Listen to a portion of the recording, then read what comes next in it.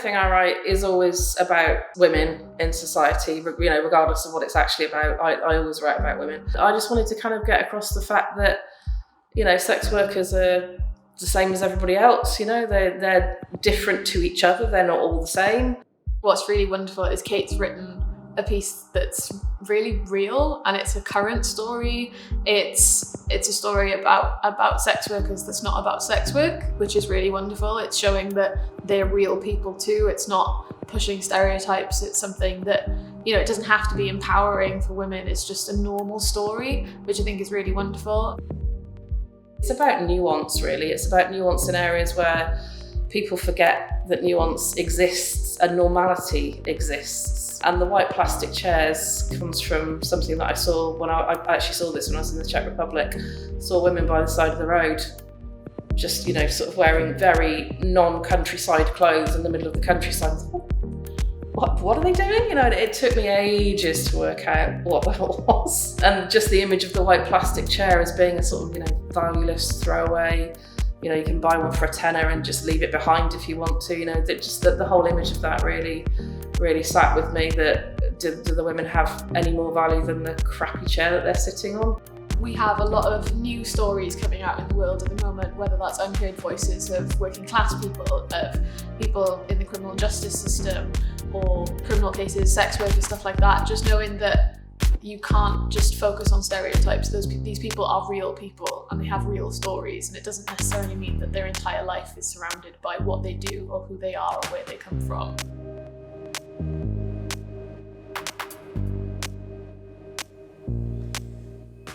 So, Bonnie, it's been a while. Not long enough. Yes, a good few months. Rachel's been here the last times I've been in. Yes, Rachel's not so keen on keeping the notes up to date. I read through your file, but it's not clear to me how you've been doing. What have you been up to?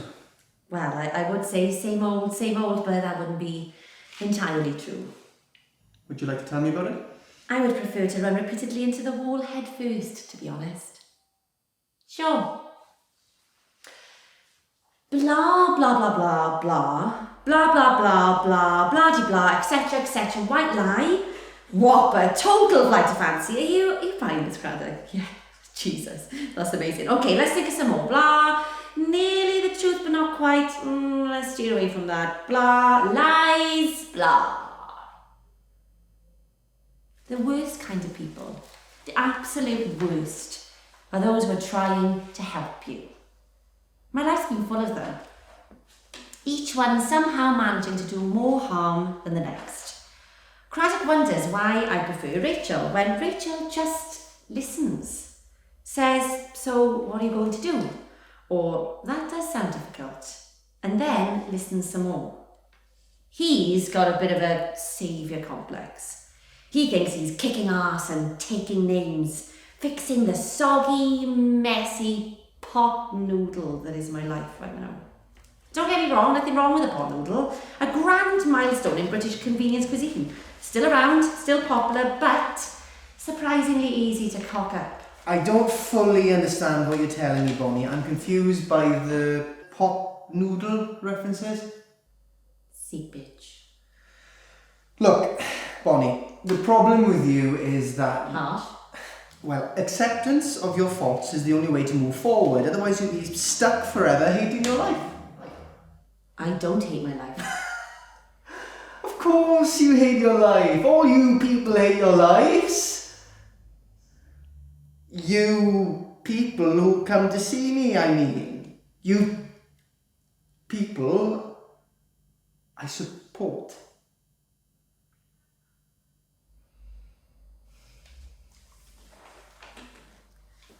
I don't hate my life.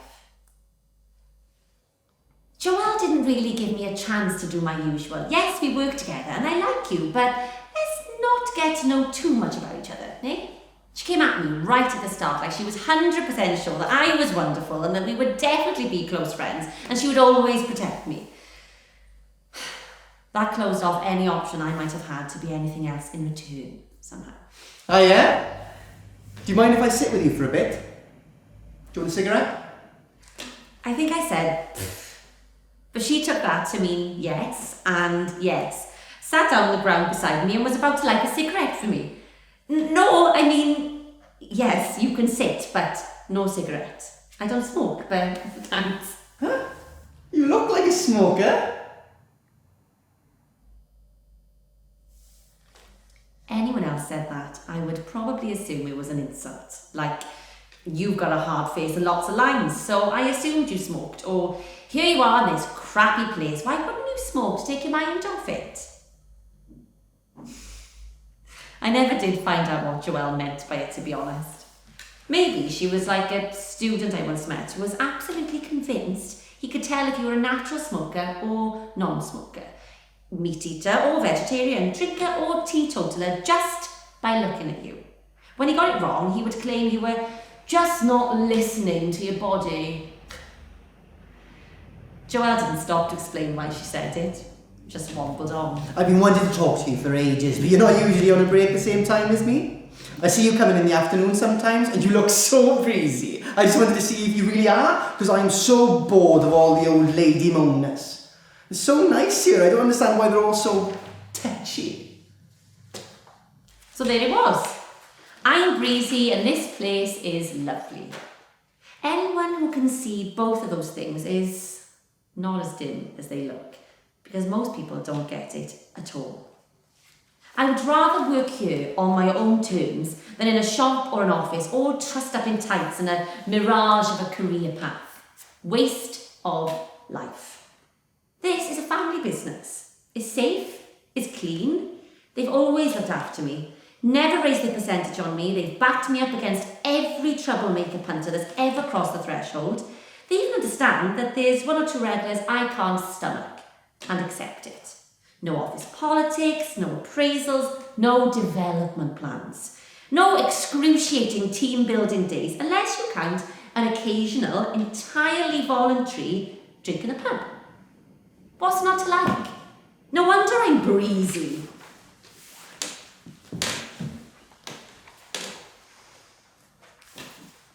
One of my regulars told me the funniest thing. He'd been on a stag weekend in Prague, but decided to stay on for a few days afterwards to see a bit of the rest of the country. He'd hired a car and just gone noodling around on his own in the countryside. He showed me some of his pictures on his phone. It's one of the reasons I actually quite like this guy.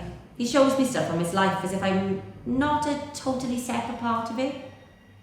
In one of them, there's this woman sitting at the edge of the verge on a country road. In the middle of nowhere by the looks of it. And there she is, sitting on a white plastic chair. Put it this way, she doesn't look like a farmer. Summer dress, clumpy heels, sulky face, looking at her phone. Towny sort of look. There's no fruit cart or anything near her. What was she doing? Waiting for customers. Customers like... Yeah. But that literally looks like nowhere, like there's nothing around. And she's on her own. Yeah, there's lots of them, all at random looking places in the countryside. Wow. Suddenly I can see it, though I've never been. Pop-up drive-thrus. I bet they get driven out there by a guy in a van, girls and chairs. He dots them around places where lots of drivers pass through, then comes back to pick them up later. I don't mention it to my punter again. But I think about those girls quite often. Sitting out in the sun or the rain or whatever on a boxing chair with nothing to do but wait and look at their phones. Do they sit there all day? Do they do shifts, one on the chair, one on the way there? Or what about the money? Surely they can't sit there all day with cash on them. There's probably another guy who sorts all this out, isn't there? Who comes and makes cash pickups and checks on them. God. Logistics. It's a big problem in this business. I told Joelle. She weirdly liked the idea. Couldn't get out of her head and wouldn't listen to a bloody word about coordination or safety or Welsh weather or even the point about the police and the community in this country absolutely not allowing this to happen here. Not anywhere, not ever. out in the open in rural areas. We like it all behind closed doors, and preferably not in the daytime. Thank you very much. This is not an entirely bad thing because, well, let's face it, as a career choice, their way is not exactly a step up the ladder, is it? Sitting outside all day waiting for punters in the middle of nowhere. Where the hell did Joelle have in her head when she pictured this as a viable business plan? The gower? I mean, I can just see it now. One girl on the road to Rehearsed taking care of the tourists, another near the bus turnaround in Llanryddion for the locals. What a welcome addition we would make to the idyllic scene. Anyway, that was before she met Adam. After that, I heard no more about the brilliant plan for willing girls sit on chairs on gower and wait for you to pass by at your convenience. Oh, he's really nice. He has this sort of hungry look about him all the time, and he doesn't care what I do for a living. And what does he do? I don't really know. A couple of weeks later, and his... Adam bought me this necklace. Look. Oh, wow, that's gorgeous. That's what I tell her, but honestly, it's not. You can tell a lot about what someone thinks of you by the jewellery they think you should wear. My mum told me that. Everything she ever bought me was delicate and precious. This necklace that Adam has given Joelle was probably expensive, but it's way too clunky and blingy for her. 3 weeks in, she tells me what he does for a living. Dealer. Quite a big one by the sounds of it. It wouldn't be my choice for a steady boyfriend, but okay, we're all adults, I'm not judging. 6 weeks in, I get to meet him. The man waiting for Joelle turns around. Oh, Christ. I know him. Joelle is in trouble. First time I saw him, he couldn't have been more than 18 or 19. He was completely blazed, ricocheting around Wine Street with a big scrum of friends, all with the same haircut. He was lanky and loose, like all the white boys always are around here. Not bothered to dress up for a night out, nothing special, not obviously. Anyway,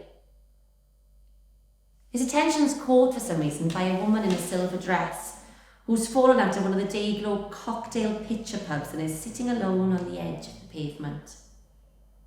He peels off from his mates, squats down to a level and tries to talk to her. She pretty much ignores him. So he goes to haul her to her feet, ramming his arms under her armpits, touching her over the silver dress and making a big show of brushing her as if she's dirty from the pavement. But although she is swaying, a bit drunk, she's having none of it. She flaps at him, big swatty movements like, get off me. A couple of people smoking opposite look over. He puts his hands up, not innocent, backing away. But as she stands straighter and goes to move away from him, he elbows her, hard, in the side of the head. Quick, vicious. Not sure anyone else notices. He's clearly done this before.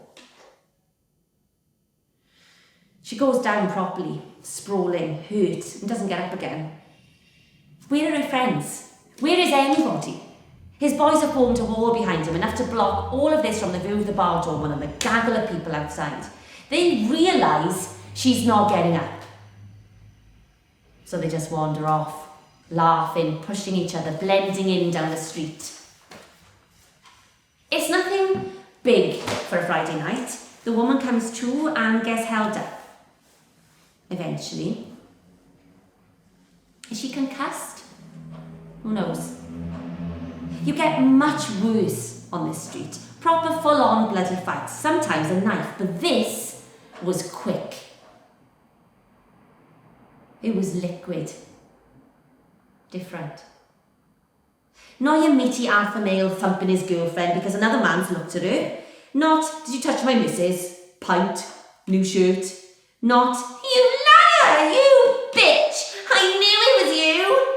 Not even that indecipherable, something's gone amiss between friends and we're not quite sure what or why or how, but we're going at it anyway incident. From bouncing along with the boys to spotting the outlier to couldn't deal with a no in a matter of minutes. He didn't know her, but he wouldn't have her. He wanted to hurt her. He really hurt her. A busy night, a leery street where bad things sometimes happen. He still stood out. I guess that was 5 or 6 years ago now. He doesn't look that much different. He's tall, but skinny, like he doesn't eat real food. A takeaway and a chocolate biscuit boy. He's quite delicate and elfish in the face when you see him close up. Stupid bumfluff facial hair, wide cheeks, pointy chin, pale. These big innocent eyes and sweeping eyelashes. He's Frodo Baggins, Harry Potter, but a taller, seedier version with crap skin and a weird energy. Joelle introduces us. He looks me straight in the eye for a second. Nods. Then his gaze slides off as his phone rings. He answers it, video call, holding the phone way out in front of him. It's pretty clear that this is about as much attention as he's ever going to pay me. And I'm fine with that.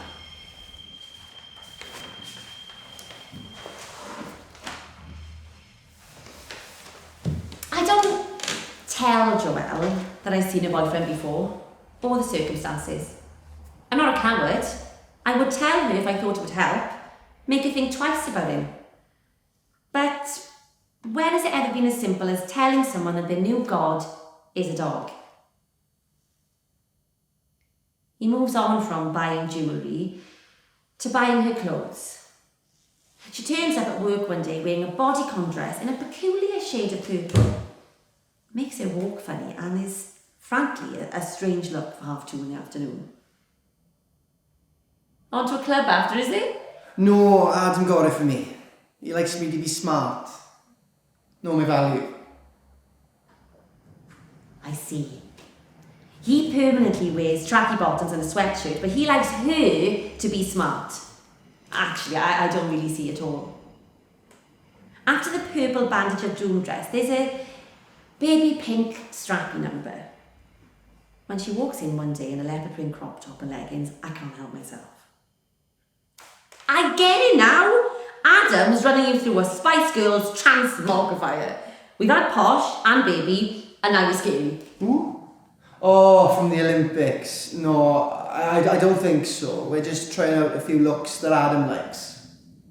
And see what works. I presume she means we're running through a repertoire of costumes that float Adam's boat in the bedroom. I'm not sure that she should necessarily have to dress as every individual Spice Girl before Adam decides which one is his favourite, but could be worse, I suppose. I'm less keen on the fact that he seems to be encouraging her to skip work. A lot of men are not keen on our job, but Adam knew about it before he started seeing her, and it should be up to her what she does, not him. He doesn't have a problem with what I do, Bonnie. Honestly. Same as I don't bug him about dealing, it's just where he is in life, same as me. He just happens to make a lot of money too. Okay, so are you saying that you keep missing work because he's giving you money? No, not really. I'm not really missing work. But you were only here twice last week and once this week. But I'm not missing work. Sorry, I've got a client in 5, better go and get the room ready.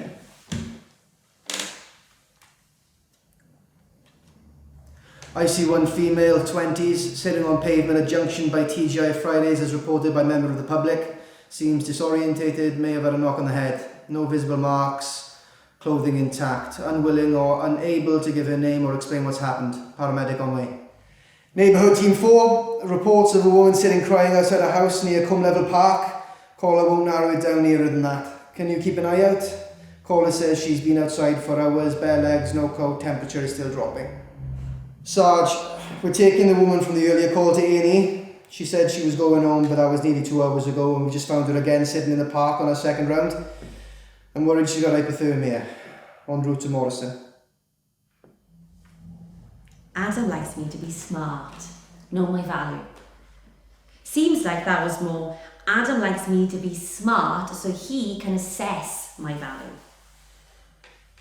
Joelle hasn't been back to work in ages now. They've taken her off the roster entirely. He was pretty clever about it, walking her down the road from visible to invisible by degrees. He was so nice to her at the beginning, presence and affection. I did wonder if I'd been wrong about him. But I wasn't. Interfering in what she wore was the turning point, followed by a bit of standard smacking her around to break her, a loss of mental cruelty to finish the job, anytime she raised an objection to what he wanted her to do. He kept locking her out to ensure that she begged to stay in. Adam lucked into making a lot of money quite easily, from what I can see. Dealing can be a dangerous business, but he started young in an area of town without much competition at the time. Launched with a bang and has managed to stay out of the way of trouble since. Well, trouble for him, anyway. That's the way he likes to do business. That's his pattern. An easy approach. Take everybody by surprise. Be briefly vicious, then avoid trouble spots and do very little yourself. Walk away backwards, looking amused if it seems like anyone spotted you. So Joelle is just a nice little side earner for him. Testing out another business with lower risks and requiring even less action. Doesn't even sound too awful. He hasn't got her walking the high street, although he threatens her with that sometimes. He's just taken her into the modern era. She's online with a webcam, all contactless payment, all nice and untraceable. The problem is, in her life before, she was seen. I saw her clients saw her, it was all real and face-to-face and her choice. On the pay-per-view webcam, she's a thing in a box, a remote-controlled doll with no autonomy. She has to do what the paying customer tells her to. That's it. Whatever they ask for. She's up in a bedroom at Adam's doing what he wants and what any random with a few quid wants. No matter how degrading. I don't know the full extent of it. She doesn't like to talk about it. But I can imagine what they imagine and make her do. She's not in control. She can't turn the camera off, and it's not her account the money goes into. The only reason I'm allowed to see her sometimes is that he still never really sees me. I mean, he's aware of my presence, obviously, but it doesn't mean anything to him. I'm just an older version of her with all the value gone. His time is taken up these days, getting more and more paranoid as his main business comes under threat. Times are changing. New kids on the block. She was a happy girl, Joelle. My breezy friend. She deserves better than this.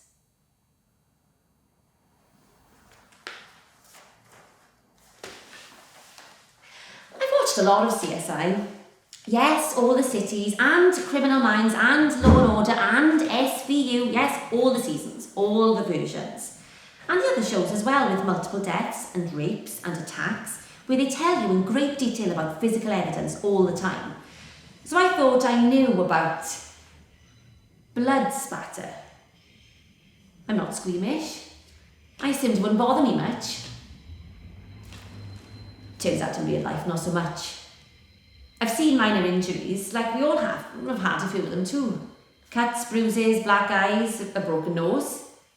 Once, I unexpectedly turned a corner into the clear-up at the scene of a serious stabbing outside the chippy. Lots of congealed blood and bandages. But not the actual thing actually happening. Spatter. Spattering. In real life, there's a smell and a heat that you weren't expecting and can't describe. There's a weird vibe in the air, a nasty kinetic energy that you can't hide from. You can't just shake it off afterwards, however much you might want to. So, Adam always likes to stay in on a Sunday, playing Xbox games, drinking, smoking his own weed, chilling out. If anything needs doing, he sends one of his boys. You can text him, but don't phone him, and for Christ's sake, don't go round unless you want him shouting at you for weeks afterwards. He sits in a big, tilting leather gaming chair with space for a can, an ashtray, and all the controllers he needs. It's not as much fun as it used to be. Brandon was a fucking genius at GTA. I used to love trying to beat him. Never bloody managed it. Adam, admitting a weakness or second bestness the only time. But then Brandon probably was his only weakness. Everyone, and I mean everyone else, could see that he was an idiot, an utter liability to be shown the door before he cocked up royally. Gave out as the hardest man in the city, but so vacant. Such problems. Always where he shouldn't be rather than where he should, totally unable to recognise even kid magic level sleight of hand. He got ripped off by Adam's rivals and some of his own customers. Thick as actual pig shit. Still, one of the boys. Adam's mates in school and therefore sound, obviously. Yeah, so sound, he couldn't spot the blatant South Wales Police Drug Squad setup. The kind that literally screams South Wales Police Drug Squad setup. Gets drawn in, gets himself tangled, ends up doing a 6-year bid for possession with intent to supply and GBH. A waste of space. Good riddance. But key thing, he did stay sound. Didn't drop anyone else in there. Adam misses him. Misses their Sunday Xbox and, I don't know, being second best for once. He won't let any of his other boys take Brandon's place. Dante's his go-to guy now. A huge improvement in terms of actual business and as a human in general, but sadly a total donkey on the Xbox. Hence the chair next to Adam's console master or whatever it's called remains empty. Weirdly still there, plonked in the middle of the room like the world's crappiest memorial to the world's crappiest henchman. Brandon might have been the man on the Xbox, but he had to do it from a picnic chair. No console master for him. Adam prefers to stay in on his own on Sundays and play anonymous people online now. He has Joelle there to empty the ashtrays and put a few oven chips on. That's usually the day I go round to see her. Adam doesn't let us spend too much time on our own, so we have to be with him in the front room for most of it. God, it's boring. Watching a man-child play video games on his massive telly and shout and scratch his balls. It's not even a nice place to hang out while you watch the dullness unfold. You'd think, with the money he makes, Adam would have a flashy place. But no. He lives in what used to be his granddad's bungalow on the estate. A fucking bungalow. I did not think dealers lived in bungalows, to be honest. Particularly not ones that feel like the old person who lived there is still around, just out in the kitchen putting the kettle on and having a custard cream. It's cramped and dark and lots of pokey rooms and tiny windows. An avocado toilet, separate from the avocado bathroom. Ugh, I try not to look at the carpets. The dining room's off limits. I guess it's where he keeps the stock.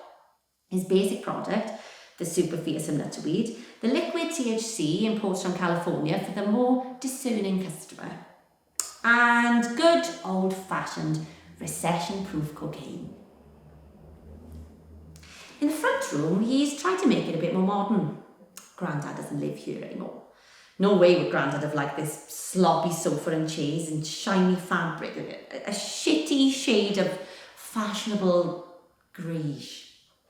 Loads of expensive trainers and tech, all lying about to fall over. But nothing actually comfortable or attractive. I've been around more than I want to. I go to keep an eye on Joelle. But nothing real ever happens on a Sunday. Just on screen. When it does happen though, Jesus, so loud. That cheap bungalow door going in. Thunderous crunching, but not enough to register with Adam, who's blitzing zombies with a sound up to Armageddon. He carries on, one hand down his tracky bottoms as usual. The first whack with a baseball bat on the back of his head is a bit feeble, I think, but it still makes a definite thud. The second one, immediately after, is much more of a big swing and a sharp crack. And there it is. That spatter. Up the wall and a bit on the TV screen too. You can easily tell what's Adam blood and what is zombie blood. Video games are not realistic, whatever the $1 million adverts try to tell you. There are 3 of them in the room. One small, 2 bigger, all in black and wearing masks. Actual, the masks, green Jim Carrey faces with massive grinning white teeth. Genuinely terrifying. Not that Adam has seen who's hitting. Never turned around from the TV. The small one threw the first swing, but one of the bigger ones does all the rest. I don't know how many times they hit him, but not all that many. But nobody speaks. Just a bit of grunting. Somebody goes round the front to check on Adam, kicks over the chair next to him. The third one doesn't do anything much. Stands with a bat and a mask for a minute, then goes off towards the dining room. Comes back a few minutes later, inclines their head back towards the front door, and they all leave, closing the battered door neatly behind themselves.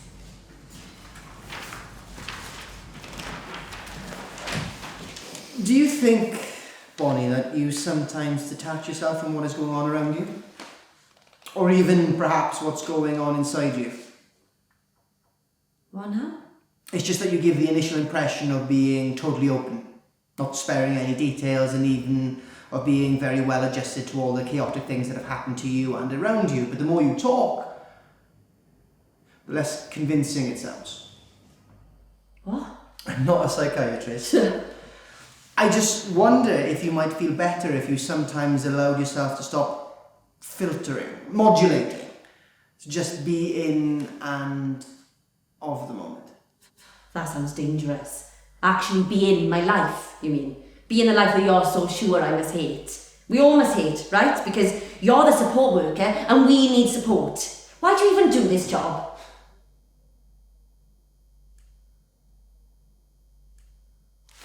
So which version do you want? The filtered, modulated one, or the one in which I am in and of the moment? Will you be able to tell which is which? Back in Wine Street years ago, was I the drunk woman in the silver dress who was taken out by a vicious elbow? Or was I somewhere off to the side, watching them, her unaware and Adam so pinpoint, lit match vicious? Does it matter? When Adam was battered by a baseball bat, where was I? Cowering in a corner, unseen and unremarked, or bat in hand, mask on face? And if it's the second one, which batter was I? The small one who started it, the bigger one who finished it off, or the other one who stole the stash, flipped the chair and closed the door carefully behind them?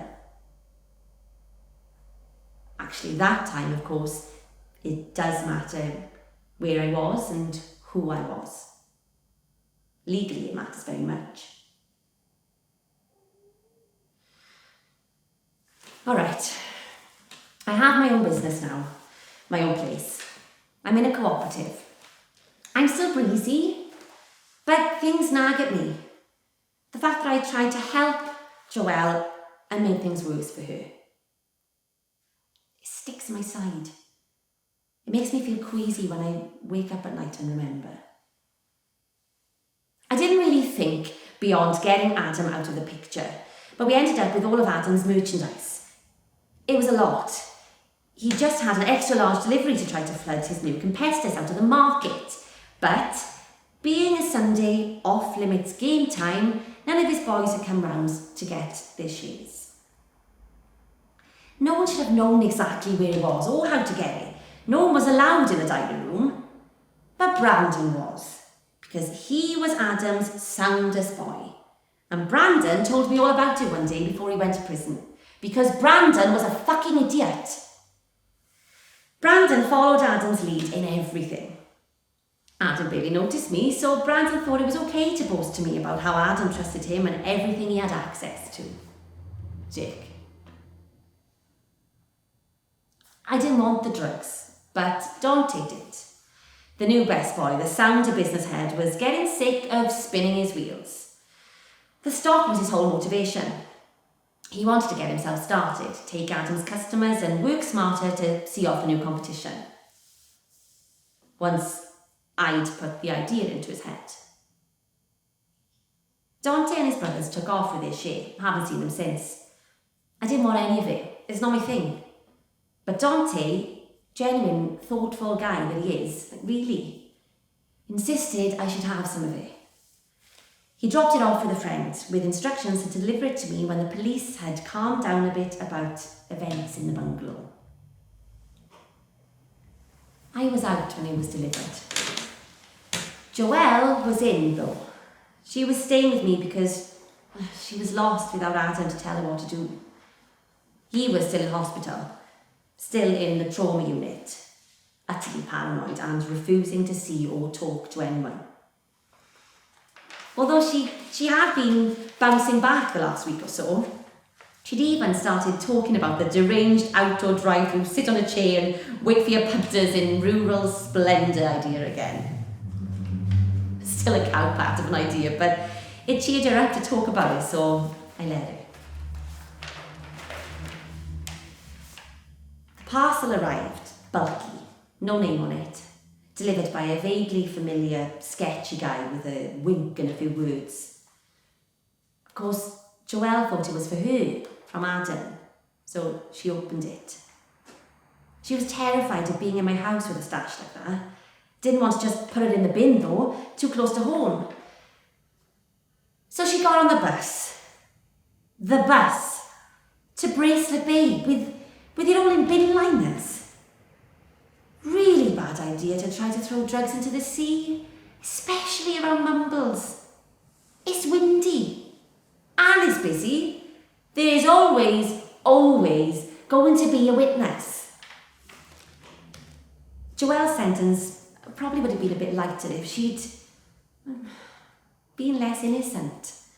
Because she generally was confused about where the coke had come from and didn't want to tell the police that she was getting rid of it because she didn't want it in my house.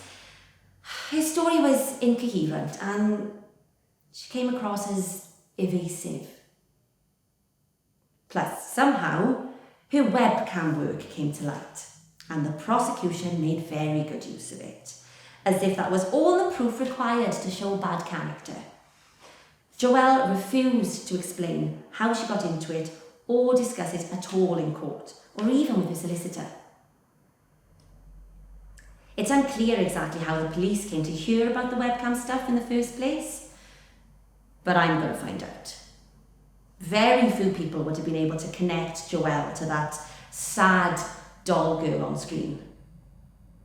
Very few indeed. Pretty much finished her. Neon sign comes on above Bonnie's chair. Waiting area. I've been doing a lot of visiting recently. Always a lot of waiting around to see the person you want to see. And a lot of travel to see Joelle. Another sign comes on above the original. HMP Eastwood Park, Gloucestershire. No women's prisons in Wales. At least my other visits are local. I may or may not carry on going to the support centre. I really don't like that guy. The signs go off. But I shall be building up my third visit. Hanging about. Waiting. Part of the furniture. He'll see me. Eventually. A further neon sign comes on. Visitors room. Orthopaedic trauma unit.